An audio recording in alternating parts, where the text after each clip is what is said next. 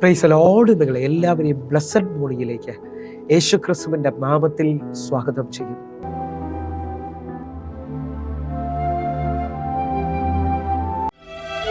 പ്രാർത്ഥനയ്ക്കുത്തരം നൽകുന്നവനേ, നിന്റെ സന്നിധിയിൽ ഞാൻ വരുന്നേ.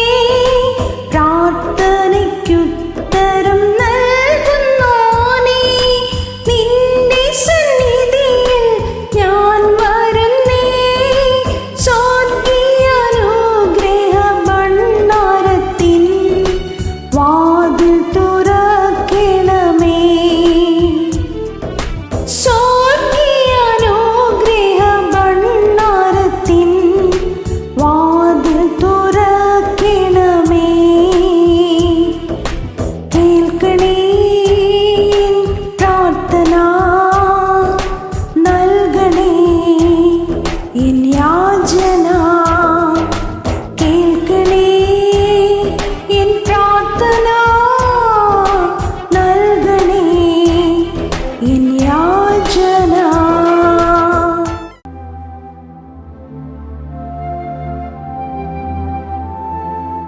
പ്രിയരെ, അനുഗ്രഹിക്കപ്പെട്ട ഒരു പ്രഭാതം കൂടെ നമ്മുടെ ജീവിതത്തിൽ അനുവദിച്ചു തന്ന വലിയവനായ ദൈവത്തെ നമുക്ക് ഒരുമിച്ച് ചേർന്ന് നന്ദി പറയാം. എത്ര പേർ പറയും, ഞാൻ നിന്നതല്ല, എൻ്റെ ദൈവം എന്നെ നിർത്തിയതാണ്? ഒന്നുകൂടെ പറഞ്ഞു കഴിഞ്ഞാൽ 2025 ഫെബ്രുവരി മാസം 16 തീയതി വരെയും എന്നെയും എൻ്റെ കുടുംബത്തെയും കണ്ണിനെ കൃഷ്ണമണി പോലെ സൂക്ഷിക്കുകയും വിടുവിക്കുകയും ചെയ്ത വലിയവനായ ദൈവത്തിന് നന്ദി പറഞ്ഞുകൊണ്ട് ഈ പ്രഭാത ചിന്തയിലേക്ക് നമുക്ക് ഒരുമിച്ച് അടുത്തു വരാം. പ്രാർത്ഥനയുടെ രഹസ്യത്തെ തിരിച്ചറിയുക. പ്രിയരെ, പ്രാരംഭവാക്യത്തിലേക്ക് വിശുദ്ധ ലൂക്കോസ് എഴുതിയ സുവിശേഷം 18-ാം അധ്യായം അതിൻ്റെ 7-ാമത്തെ വാക്യത്തിലേക്ക്, ദൈവമോ രാപ്പകൽ തന്നോട് നിലവിളിക്കുന്ന തൻ്റെ വൃദ്ധന്മാരുടെ കാര്യത്തിൽ ദീർഘക്ഷമയുള്ളവൻ ആയാലും അവരെ പ്രതിക്രിയ നടത്തി രക്ഷിക്കുകയില്ലേ? വേഗത്തിൽ അവരെ പ്രതിക്രിയ നടത്തി രക്ഷിക്കും എന്ന് ഞാൻ നിങ്ങളോട് പറയുന്നു. എന്നെ കേൾക്കുന്നവരെ, പ്രാർത്ഥനയുടെ ആഴമാണ് നിങ്ങളുമായി ഞാൻ പങ്കുവയ്ക്കാൻ ആഗ്രഹിക്കുന്നത്. എന്നെ കേൾക്കുന്നവരെ, ലൂക്കോസിന്റെ സുവിശേഷത്തിനകത്ത് പ്രാർത്ഥനയുടെ വലിയ ആഴങ്ങൾ കാണാൻ പറ്റും. ഇതാ 18-ാം അധ്യായം തുടങ്ങുന്നത് മടുത്തു പോകാതെ എപ്പോഴും നിങ്ങൾ പ്രാർത്ഥിക്കണമെന്ന ഉപമയിലാണ്. എന്നെ കേൾക്കുന്ന ഓരോ ദൈവമക്കളും തിരിച്ചറിയേണ്ടത്, പ്രാർത്ഥിക്കുന്നവർക്ക് മടുപ്പുണ്ടാകാം. ഈ പ്രഭാതത്തിൽ എന്നെ കേൾക്കുമ്പോൾ പ്രാർത്ഥന നിർത്തിയവരെ പലരും എന്നെ കേൾക്കുന്നു. ഇനി പ്രാർത്ഥിക്കാൻ വയ്യ എന്ന് പറഞ്ഞ പലരും എന്നെ കേൾക്കുന്നു. നിരാശപ്പെട്ടു പോയവരെന്നെ കേൾക്കുന്നുണ്ട്. വലിയ അത്ഭുതങ്ങൾ പ്രാർത്ഥനയിൽ കണ്ടവരെന്നെ കേൾക്കുന്നുണ്ട്.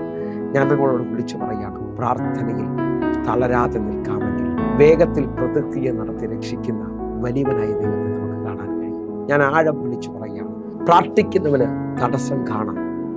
അത് എൻ്റെ ജീവിത അനുഭവമാണ് ഞാൻ നിങ്ങളോട് പറയുന്നത്. പക്ഷേ നിങ്ങൾ വിശ്വസിക്കുന്നവരാണെങ്കിൽ ലൂക്കോസിന്റെ സുവിശേഷം 11-ാം അധ്യായം ഒരു പ്രാർത്ഥനയുടെ രഹസ്യം നമുക്ക് കാണാൻ പറ്റും. 11-ാം അധ്യായത്തിന്റെ ആഴമെന്ന് പറയുന്നത് യേശു കർത്താവിനോട് ശിഷ്യന്മാർ പ്രാർത്ഥന പഠിപ്പിക്കണമെന്ന് പറയുന്ന ആദ്യ ഭാഗങ്ങൾ കാണാം. അതിനകത്ത് ഇതാ യേശു കർത്താവ് വരെ പ്രാർത്ഥന പഠിപ്പിക്കുകയാണ്. എന്നാൽ 5-ാമത്തെ വാക്യം മുതൽ സ്നേഹിതന്മാരെ വെളിപ്പെടുത്തുകയാണ്. നമ്മുടെ പ്രാർത്ഥനയിൽ ദൈവം നമ്മുടെ സ്നേഹിതനാണെന്ന് മനസ്സിലാക്കുക. ഹല്ലേലൂയ. സ്നേഹിതനോടാണ് നമ്മുടെ ആവശ്യങ്ങൾ. ഏത് അർദ്ധരാത്രിയിലാണെങ്കിലും ഉത്തമ സ്നേഹിതരോട് ആണ് നമ്മുടെ ആവശ്യങ്ങൾ വെളിപ്പെടുത്തുന്നത്. ഹല്ലേലൂയ.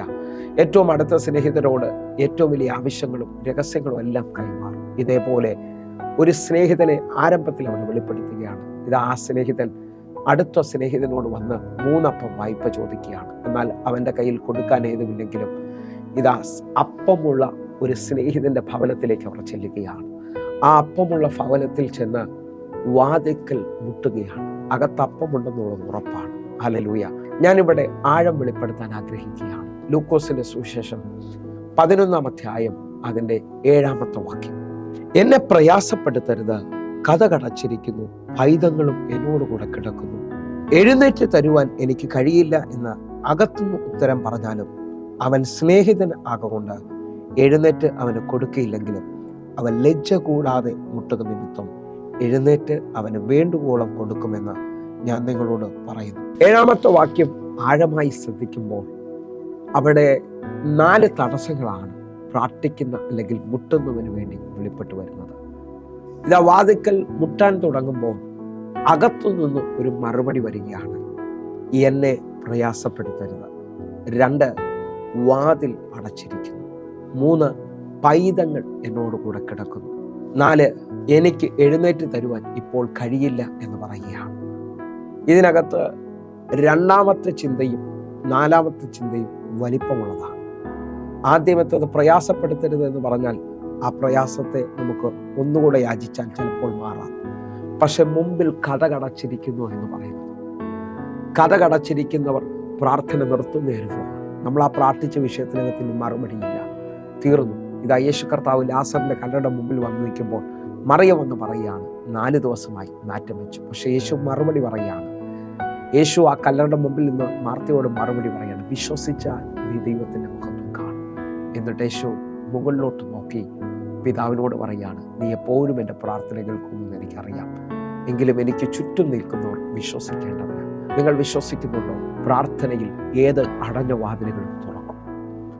നമ്മുടെ ചിന്ത 4 തടസ്സങ്ങളാണ് ഇവിടെ കാണുന്നത്. 1, പ്രയാസപ്പെടുത്തരുത്. 2, കടകടച്ചിരിക്കുന്നു. 3, പൈതങ്ങൾ കിടക്കുന്നു. പൈതങ്ങൾ കിടക്കുന്നു എന്നുള്ളതും വലിയൊരു തടസ്സമായെന്ന് നമുക്ക് തോന്നുന്നില്ല. പൈതങ്ങളെ അങ്ങോട്ടും ഇങ്ങോട്ടും തെള്ളി നീക്കാൻ കഴിയും, അല്ലെങ്കിൽ മാറ്റി കിടത്തുവാൻ കഴിയും. എന്നാൽ 4ാമത്തത് സ്വതമേ പറയാണ്, എനിക്ക് തരാൻ കഴിയത്തില്ല. അങ്ങനെ ഒരു തീരുമാനം വന്നാൽ അത് മാറ്റാൻ വലിയ ബുദ്ധിമുട്ടാണ്. ഈ 2 കാര്യങ്ങൾ നിങ്ങൾ തിരിച്ചറിയും. 1, കടകടച്ചിരിക്കുകയാണ്. 2, ഒരു മറുപടി വരികയാണ്, എനിക്കത് കഴിയത്തില്ല. പക്ഷെ ഏറ്റവും വലിയ ആഴം, ഒരു കീവേഡ് ഞാൻ നിങ്ങൾക്ക് കൈമാറുകയാണ്. ഉൽപ്പത്തി മുതൽ വെളിപ്പാട് വരെയുള്ള പുസ്തകങ്ങൾ ശ്രദ്ധിച്ചാൽ കീവേഡുകളുണ്ട്, തുറക്കുന്ന താക്കോലുകൾ. ഒരു കീവേഡ് അവിടെ വ്യക്തമായി കൊടുക്കുകയാണ്. എന്നാലും ലജ്ജ കൂടാതെ മുട്ടുന്നവന് ഇതാ വാതിൽ തുറന്ന് വേണ്ടുവോളം കൊടുക്കുകയാണ്. വന്നത് 3 അപ്പത്തിന്റെ കണക്കുമായിട്ടാണ്. 3 അപ്പം വ്യക്തമായി ചോദിക്കുകയാണ്. പക്ഷേ ലജ്ജ കൂടാതെ തരത്തിൽ നിന്നുള്ള ഉറപ്പ് വന്നിട്ടും, വാതിൽ തുറക്കത്തിൽ നിന്നുള്ള ഉറപ്പ് വന്നിട്ടും ഇതാ ലജ്ജ കൂടാതെ വീണ്ടും മുട്ടുകയാണ്. അവൻ തുറന്നാൽ വേണ്ടുവോളം കൊടുക്കുകയാണ്, എണ്ണിയാൽ തീരാത്ത അനുഭവത്തിൽ. എഫേസ്യ ലേഖനം വ്യക്തമായി 3-ാം അധ്യായം 20-ാമത്തെ വാക്യം പറയുന്നു, നാം ചോദിച്ചതിലും നിലച്ചതിലും അത്യന്തപരമായി നമ്മിൽ വ്യാപരിക്കുന്ന ശക്തിയാൽ ചെയ്യാൻ കഴിയുന്നവന് നിങ്ങളും ഞാനും ചോദിച്ചതിനേക്കാൾ വലിപ്പം കാണാൻ പോവുകയാണ്. നിങ്ങളുടെ പ്രാർത്ഥനയെ നിങ്ങൾ പിടിച്ചു നിൽക്കൂ. ഞാൻ ആ കീ നിങ്ങൾക്ക് വേണ്ടി തുറന്നു തരാൻ പോവുകയാണ്. നിങ്ങൾ എത്ര പ്രാർത്ഥിച്ചിട്ടും നടന്നില്ല, ഒരു സാധ്യതയും ഇല്ലെന്ന് നിങ്ങൾക്ക് തോന്നുന്നുണ്ടോ? ഡേറ്റ് കഴിഞ്ഞെന്ന് തോന്നുന്നുണ്ടോ? നിങ്ങളുടെ സാധ്യത വലുതായി തീരാൻ പോവുകയാണ്. മറ്റാർക്കും ഇല്ലാത്ത പ്രതികൂലത നിങ്ങൾ കണ്ടിട്ടുണ്ടോ? ആരും പറയാത്ത സാക്ഷ്യതകൾ പറയാൻ പോവുകയാണ്. നിങ്ങൾ വിശ്വസിക്കുക. ഒന്നുകൂടെ മടുപ്പ് കൂടാതെ, ലജ്ജ കൂടാതെ ഈ മണിക്കൂറുകൾ പ്രാർത്ഥിക്കുക. വലിയത് കർത്താവ് ചെയ്യാൻ പോകുന്നു. ദൈവം കടക്കാരനല്ല. എങ്കിൽ എന്നെ കാണുന്ന ഓരോ മക്കൾക്കും വേണ്ടി പ്രാർത്ഥിക്കുന്നു. ഞങ്ങളെ സ്നേഹിക്കുന്ന ഞങ്ങളുടെ നല്ല ദൈവമേ, പൂർണ്ണ ഹൃദയത്തോടെ ഓരോ മക്കൾക്കുമായി ഞാൻ പ്രാർത്ഥിക്കുന്നു. ഇവർ വിടുതലുകൾ കാണട്ടെ, ഇവർ അത്ഭുതം കാണട്ടെ, ഇവർ ദൈവപ്രവൃത്തി കാണട്ടെ. യേശുവിൻ്റെ നാമത്തിൽ ഞാൻ പ്രാർത്ഥിക്കുന്നു. ഇവരുടെ വിടുതലുകൾ തുറക്കട്ടെ. പ്രാർത്ഥനയിൽ ഇവർ മുമ്പോട്ട് ചലിക്കട്ടെ. കർത്താവെ, ഓരോ മക്കളെയും ഞാൻ ഏൽപ്പിക്കുന്നു. വലിയ വിടുതൽ ഇവരെ വെളിയിൽ വെളിപ്പെടട്ടെ. ഒരിക്കൽ കൂടെ ഞങ്ങൾ സമർപ്പിക്കുന്നു യേശുവിൻ നാമത്തിൽ തന്നെ, ആമേൻ. പ്രിയരെ, പ്രഭാത സന്ദേശം നിങ്ങൾക്ക് അനുഗ്രഹമാകുന്നുവെങ്കിൽ നിങ്ങൾ നമ്മുടെ യൂട്യൂബ് ചാനൽ സബ്സ്ക്രൈബ് ചെയ്യുകയും ഫേസ്ബുക്കിലേക്ക് നിങ്ങൾ ജോയിൻ ചെയ്യണമെന്ന് ഓർപ്പിക്കുന്നു. ഈ യൂട്യൂബ് ലിങ്കുകൾ നിങ്ങൾ മറ്റുള്ളവരിലേക്ക്, നിങ്ങൾക്ക് ഒരാൾക്കും കൂടെ ഇത് കൈമാറുവാൻ കഴിയും. പ്രാർത്ഥനയുടെ രഹസ്യങ്ങൾ അവരും തിരിച്ചറിയട്ടെ. അതേപോലെ എല്ലാ ദിവസവും വൈകിട്ട് 6 മണിക്ക് നമുക്ക് സൂമിൽ ആരാധന നടക്കുകയാണ്. നിങ്ങളെ ഞാൻ ക്ഷണിക്കുന്നു, നിങ്ങൾ കടന്നു വരണമേ. ദൈവം വലിയ കാര്യങ്ങൾ ഈ ദിവസങ്ങളിൽ ചെയ്യുമെന്ന് വിശ്വസിക്കുക. കർത്താവിൻ്റെ കരം നിങ്ങൾക്ക് വേണ്ടി വെളിപ്പെടും. എങ്കിൽ അടുത്ത ദിവസം കാണുമ്പോഴേയും സ്വർഗത്തിലെ ദൈവം നിങ്ങളെ കാക്കുമാറാകട്ടെ. God bless you. ആമേൻ.